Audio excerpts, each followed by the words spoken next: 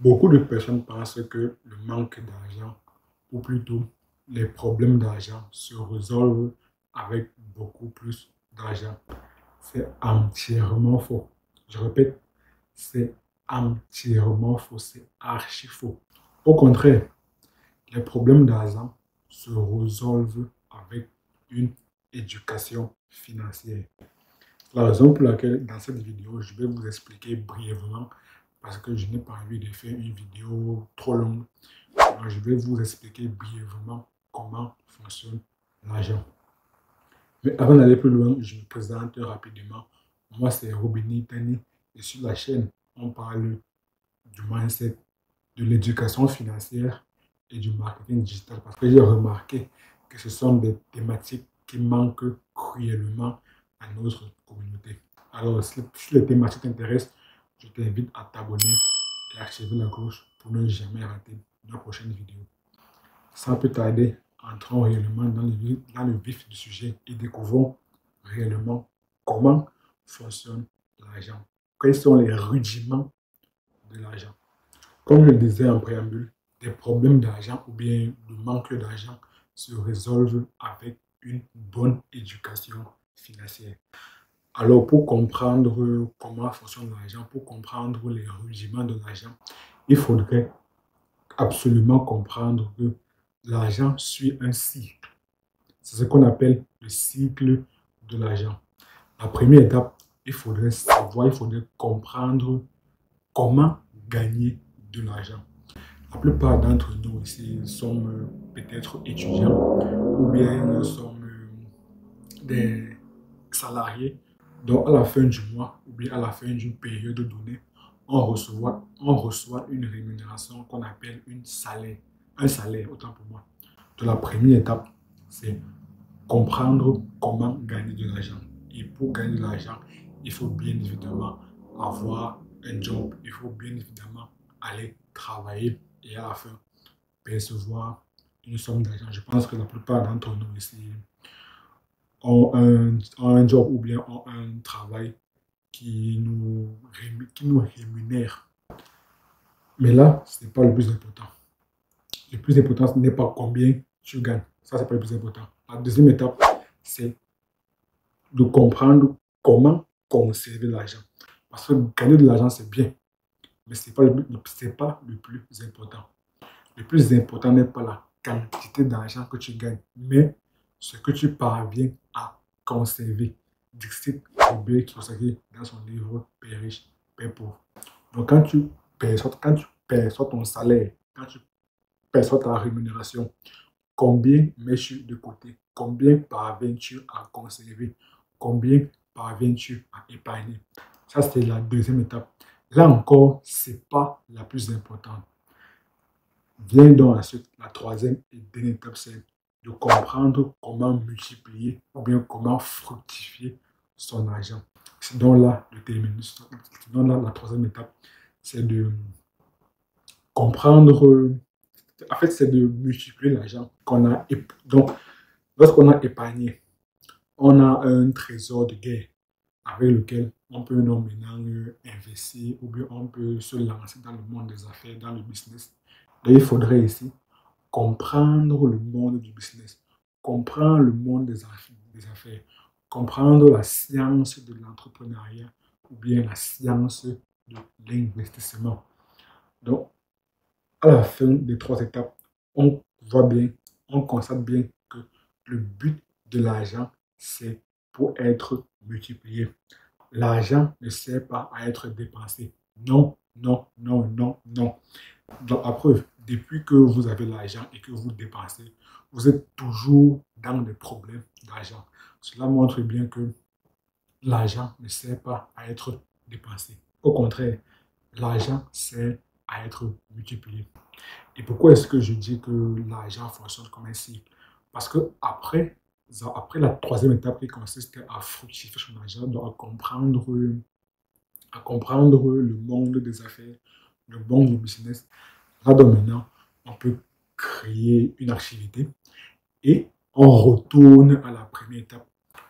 Donc, lorsqu'on crée son activité, c'est pour gagner de l'argent. Et c'est avec les bénéfices, avec le fruit, avec les bénéfices de cette activité-là, là, on va épargner. Donc, on retourne à étape 2. Ensuite, on va réinvestir. Étape 3.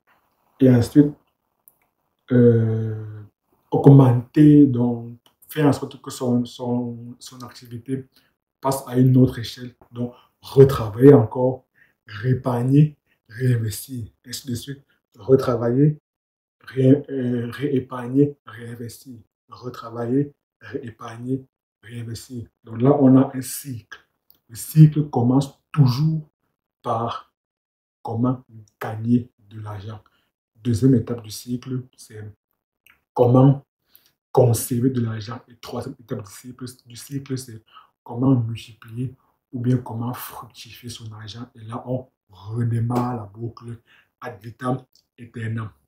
Et c'est ainsi qu'on parvient à multiplier son argent. C'est ainsi qu'on parvient à avoir une bonne intelligence ou bien une bonne éducation financière. Et pourquoi est-ce que la plupart des arnaques marchent aujourd'hui? C'est parce que les gens ont utilisé l'étape 3. Les gens ne comprennent pas la science de l'investissement. La plupart des gens ne comprennent pas le monde des affaires, le monde du business, le monde de l'entrepreneuriat.